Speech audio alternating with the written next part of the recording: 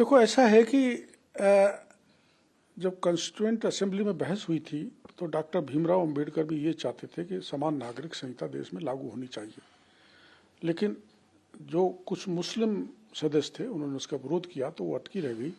तो आर्टिकल 44 में ये संविधान में डाला है कि आगे कॉमन सिविल कोड देश में लागू होना चाहिए। फिर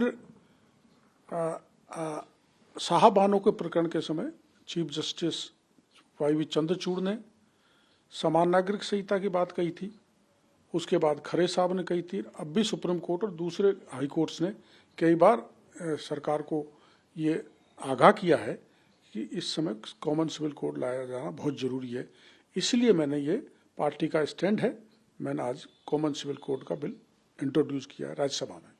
तो आपको लग रहा है विपक्ष का तो विरोध करने का एक कारण है, वो तो वोट बैंक की राजनीति करते हैं, तुष्टीकरण की राजनीति करते हैं, देश के मुसलमानों में भय फैलाना चाहते हैं, उनको बहकाना चाहते हैं। ये सबके लिए है, केवल ये कोई मुसलमान विरोधी नहीं है। हर कास्ट, हर क्रीड, हर धर्म के ये हित में बिल है, देश के हित में ये बिल है। और जैसे मैं एसटी का आदमी हूँ, मैं दूसरी शादी कर सकता हूँ, मैं हिंदू हूँ, लेकिन दूसरा हिंदू दो शादी नहीं कर सकता। मेरी जमीन आप नहीं खरीद सकते। तो ये डिस्पैरिटीज हर जगह हैं, उन डिस्पैरिटीज को खत्म करने के लिए ये बिल है।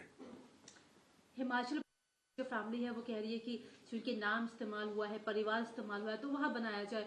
अब ऐसे में जब कौन मुख्यमंत्री होगा सस्पेंस खत्म नहीं हो रहा है, तो भूपेश मुख्यमंत्री के काफिले के आजू बाजू में काफी जाम किया गया, नारेबाजी की गई।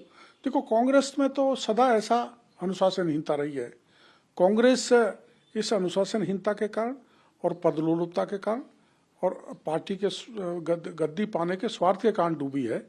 और उनमें मुख्यमंत्री के उम्मीदवार बहुत हैं, वो उनका मामला है, उसमें नहीं बोलना चाहता। लेकिन ये जो पदलोलुपता के कारण कांग्रेस की ये स्थिति बनी है कि आज वहाँ के जो ऑब्जर्वर है उनका घेराव किया जा रहा है, उनकी गाड़ी रोकी जा रही है। तो वहाँ हिमाचल में स्थिरता नहीं रहेगी कांग्रेस के राज रहते हुए, ऐसा मेरे को लगता है। क्योंकि भूपेश बघेल की गाड़ी की गुटबाजी नहीं चल रही है। अब गुटबाजी नहीं चल रही है तो तमाम बड़े बड़े नेताओं ने पार्टी छोड़ दी है और काफिले पर जाम किया जा रहा है। तो आपको लगता है कि क्या पार्टी के अंदर अंतरकलह और गुटबाजी नहीं हो रही है? भयंकर अंतरकलह हिमाचल में, मेरे राजस्थान में बहुत ज्यादा है।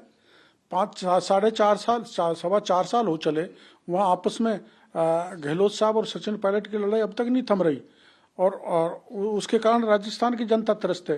जैसे राजस्थान की जनता 4 साल तक त्रस्त रही है, अगर वह कांग्रेस का मुख्यमंत्री बैठ गया तो गुटबाजी हावी रहेगी और हिमाचल की जनता को बहुत भुगतना पड़ेगा, वैसे ही जैसे राजस्थान की जनता को भुगतना पड़ रहा है।